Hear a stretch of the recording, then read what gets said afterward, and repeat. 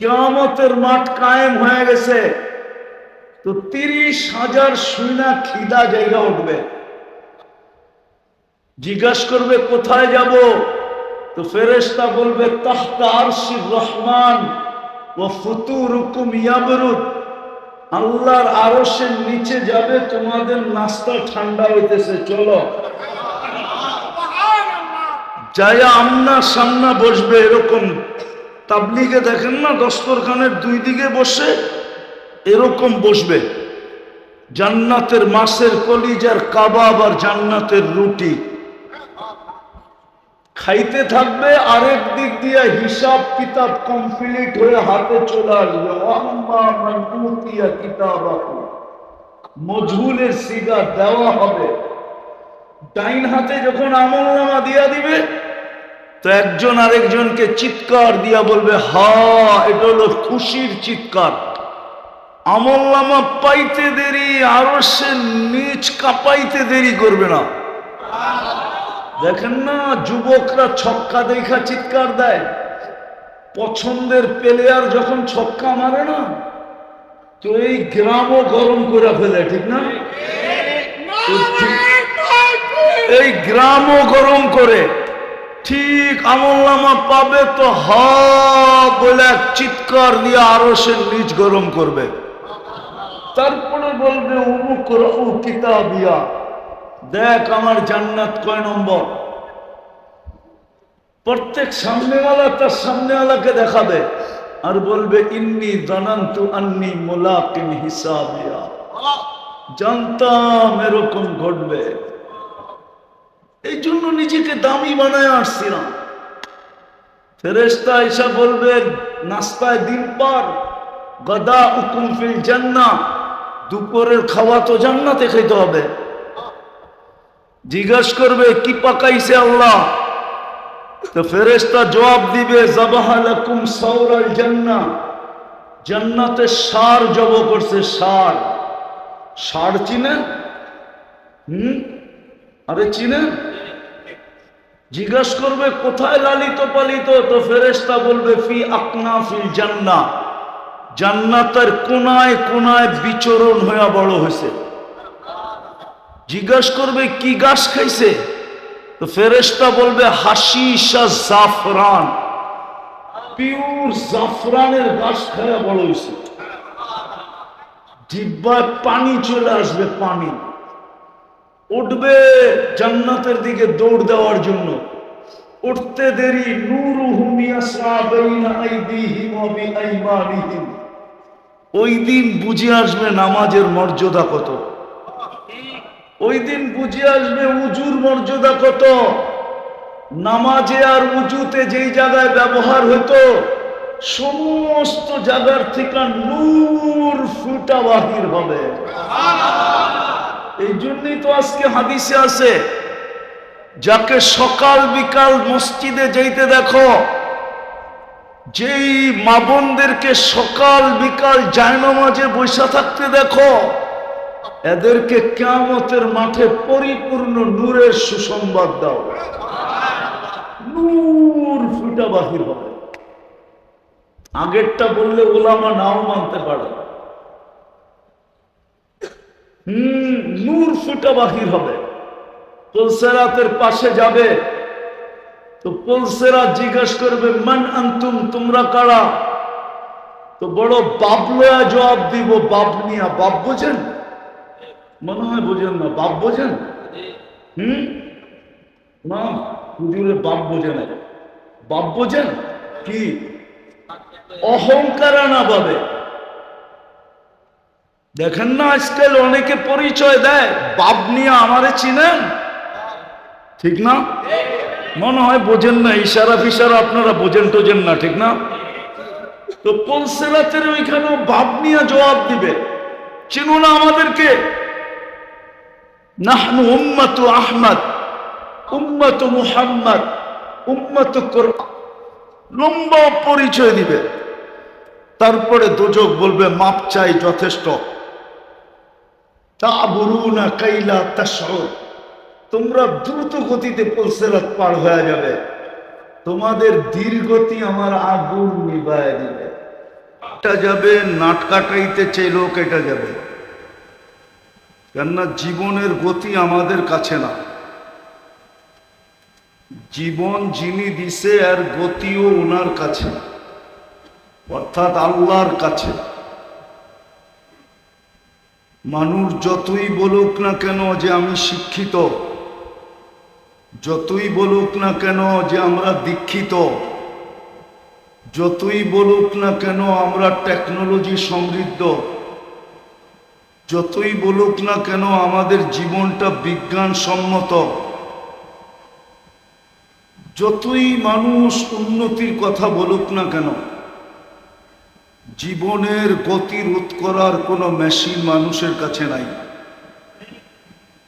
ভালো মতে কিন্তু কথা লম্বা হবে না। জীবনের গতি রোধ করার কোনো মেশিন মানুষের কাছে নাই। আবার আরেকটা জিনিস খুব ধ্যান দিয়া, কার জীবন কখন পরিসমাপ্তি হবে এটা কেউ জানে না। দুটেই কিন্তু বড় গুরুত্বপূর্ণ জিনিস। আমার জীবনটা কখন শেষ হবে আমি জানি না, আবার এটার গতি রোধ করার ক্ষমতা আমার কাছে নাই। কিন্তু চলে যেতে হবে আল্লাহর কাছে। ইচ্ছা থাকলেও যেতে হবে, অনিচ্ছাকৃত যেতে হবে।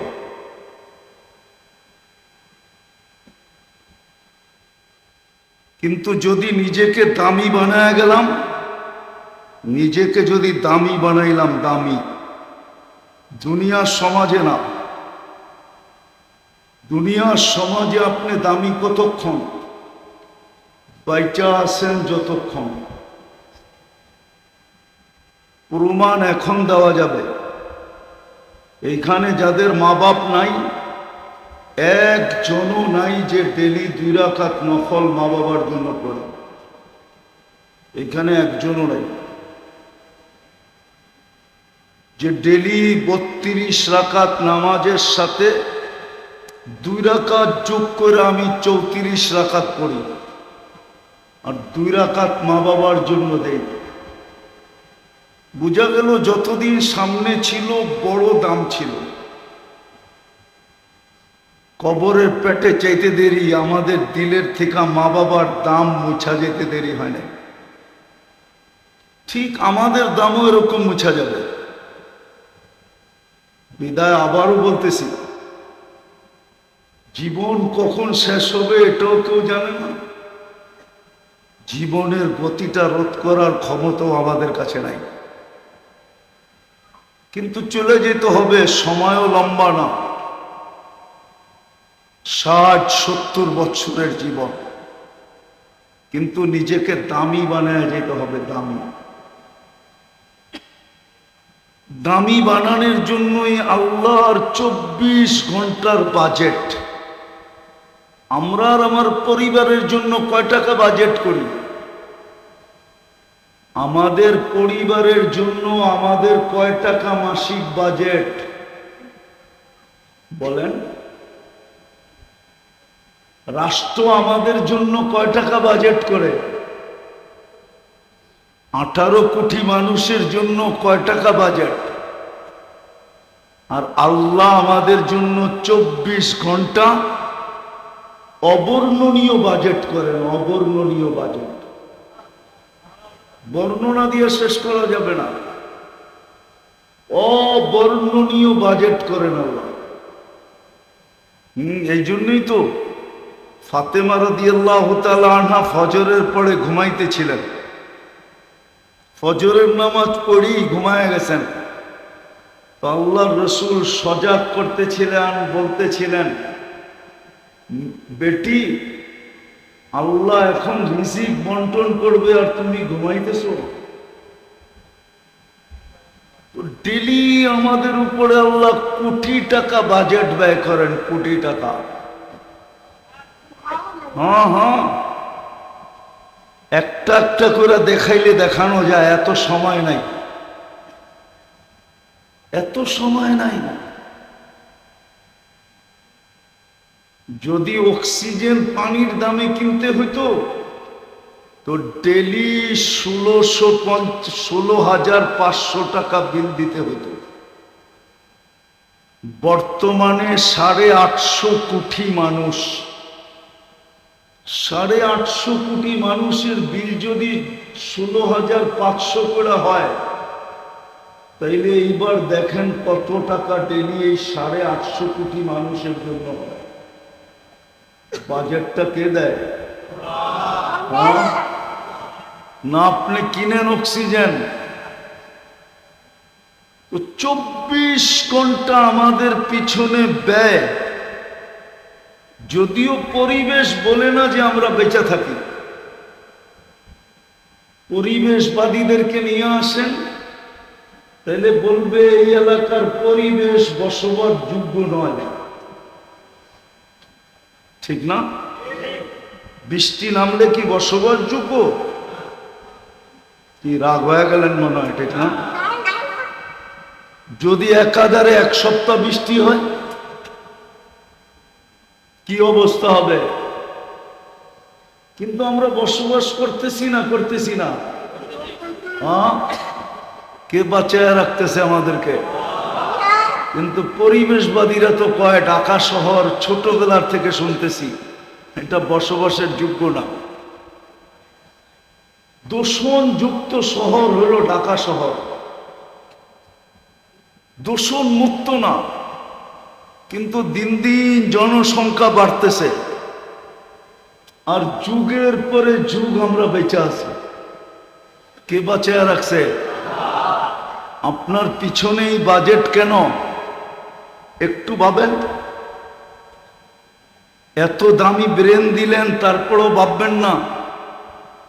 এত দামি বিবেক দিলেন, বুদ্ধি দিলেন, বিদ্যা দিলেন, ভাবনার পিছনে এত বড় সওয়াব রাখলেন যে সঠিক ভাবনা যদি হয় তো 60-70 বছরের ইবাদতের সওয়াব দিবে এক মুহূর্ত ভাবনার বিনিময়ে। একটু ভাবেন, কেন আপনাকে আমাকে আল্লাহ বাজেট ব্যয় করতেছেন? 24 ঘন্টা কেন আপনি আর আমি লালিত পালিত? কি কারণে? শুধু এই কারণে যে আপনি আর আমি নিজেকে দামি বানাই। রাগ হয়ে যান না এই এলাকার মানুষ। শুধু শিল্পের কারণে এই এলাকায় এত লোকের সমাগম দেখা যায়।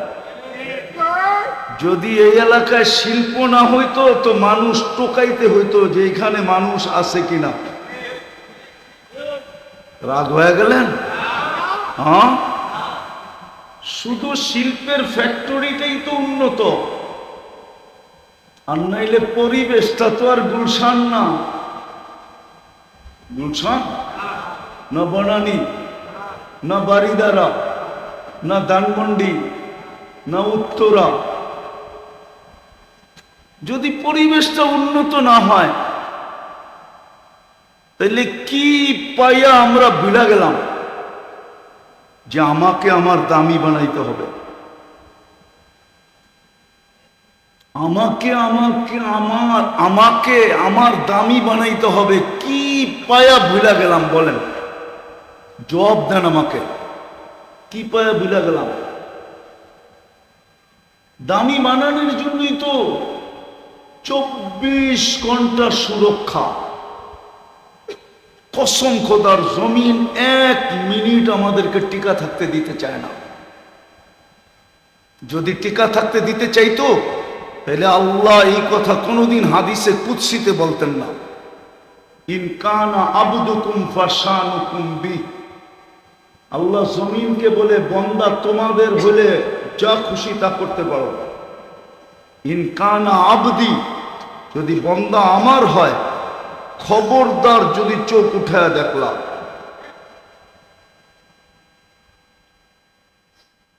ওমান আযমু মিন্নি জুহদান ওয়া কারামা, আমার চেয়ে বড় দাতা কেউ নাই।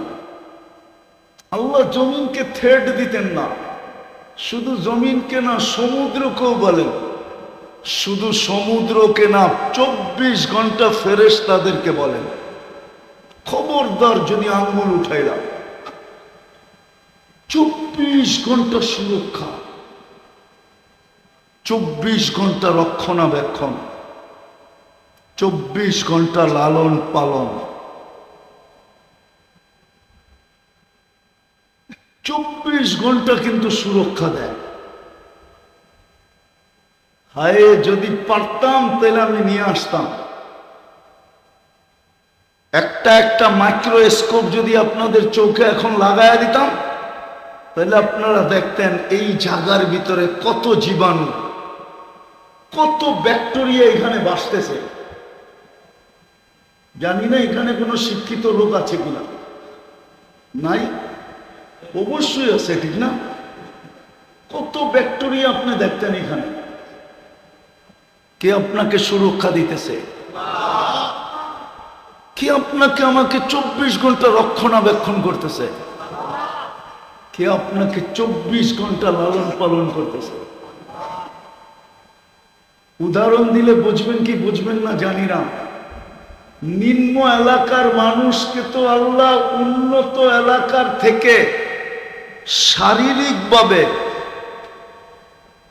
শারীরিকভাবে যেটা ডাক্তারের ভাষায় বলে অ্যান্টিবডি, রোগ প্রতিরোধ ক্ষমতা আপনাদের গায়ে গুলশানওয়ালাদের থেকে বেশি আছে। মানেন না? মানেন না? না, মনে হয় মানে না। 2020-এ এটা টেস্ট করা হয়েছিল। গুলশানওয়ালাদের antibody, Banani, বাড়িদারা, Uttara আলাদের antibody test করা হয়েছিল। ওদের ছিল 65, আর ঢাকা তেজগাঁর বস্তির অ্যান্টিবডি চেক করা হয়েছিল, ওদের ছিল 75, 10 বেশি ছিল, 10। বলেন, চোখ তো বলে বস্তিওয়ালাদের অ্যান্টিবডি কম হওয়ার কথা, ঠিক না? পরিবেশ অনুন্নত, খাওয়া দাওয়া যেমন তেমন, সাধারণ খাওয়া। এই এলাকার দিকেও তো তাকাইলে দেখা যায় সব শ্রম পেশার মানুষ, ঠিক না? সত্য তো? খাওয়া দাওয়া তো তেমন উন্নত না, সাধারণ খাওয়া, ঠিক না? রাগ হয় না বোঝানোর জন্য।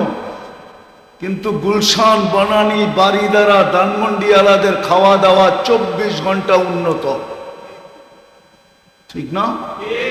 হ্যাঁ, হাফ লিটার পানি খায় ওরা 250 টাকা দিয়া। কত দিয়া? মনে হয় বিশ্বাস হয় না আপনার, ঠিক না?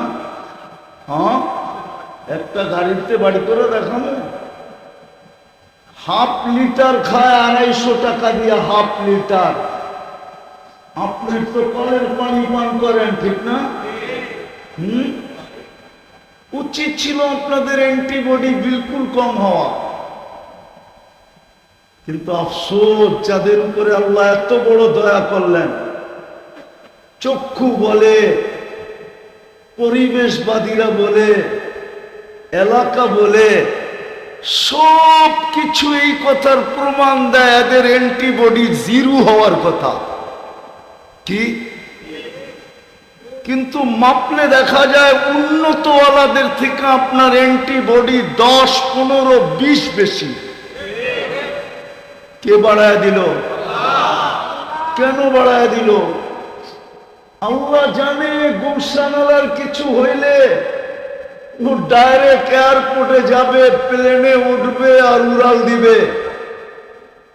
এই গরিব, এই শ্রম পেশার মানুষগুলা তো বেশির থেকে বেশি ফার্মেসি পর্যন্ত যাবে, ফার্মেসি। এর বেশি যাওয়ার আর ক্ষমতা নাই। বিদায় আল্লাহ এতটুকু অ্যান্টিবডি দিছে যে 10 টাকার ওষুধ দিয়ে যেন ভালো হয়ে যায়। কেন এই দয়া করছিলেন আপনার উপরে? কেন করছিলেন আমার উপরে? উচিত তো ছিল কমসে কম আমাদের 24 ঘন্টা। হায় হায়, 200-400 বার মনে মনে আল্লাহ বলা, কিন্তু এখানে তো একজনও নাই যে এক অভ্যস্ত যে ডেলি 100 বার আল্লাহ বলে, একজনও নাই এখানে, এক যুবকও নেই। অথচ আল্লাহর দেওয়া যৌবনটা দিয়ে কর্ম করে, আল্লাহর দেওয়া দেহটা দিয়ে কর্ম করে। আল্লাহ দয়া করছিলেন, অ্যান্টিবডি বেশি দিছিলেন, এই দিকে তাকায় যেন 10 টাকার ওষুধেই কাজ হয়, 10,000 যেন না লাগে, 10 লাখ যেন না লাগে। আল্লাহ তো দয়া করছিলেন, কোরআনও তো এটাই বোঝায়, আহসিন কামা আহসানাল্লাহু ইলাইক। ও মানুষ, তোর উপরে যতটুকু করলাম তুইও তো বিনিময়ে একটু কর, তুইও তো একটু কর। আহসিন কামা আহসানাল্লাহু ইলাইক ওমা জাযাউল ইহসানি ইল্লাল ইহসান। আমি তো 24 ঘন্টা তোর উপরে দয়া করি, তুই মাঝে মাঝে একটু কর না। করলে কি আল্লাহই বেড়ে যাবে? আল্লাহর বড়ত্ব বাড়বে না রাজত্ব বাড়বে? কি বাড়বে? কিছু বাড়বে? আল্লাহর তো বাড়বে না।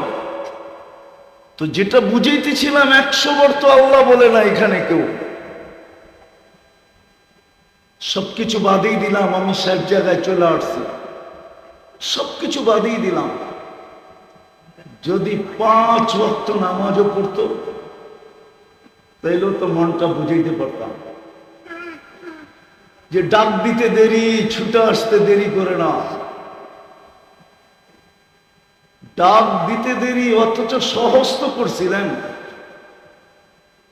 শ্রম পেশার মধ্যবিত্ত এবং শ্রম পেশা এবং গরিবদের জান্নাত তো আল্লাহ হাতের মুঠার কাছে দিয়ে দিছিলেন, মুঠার কাছে।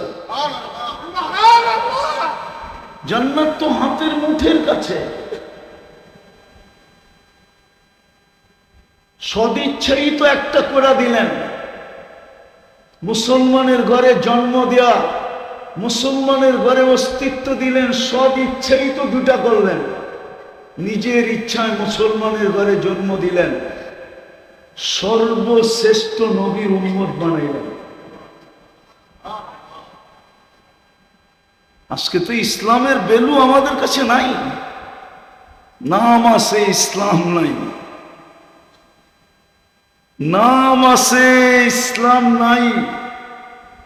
শুধু বলি আমরা নবীর উম্মত, কিন্তু নবীর রং নাই আমাদের কাছে। 2টা তো সদিচ্ছায় দিছিলেন।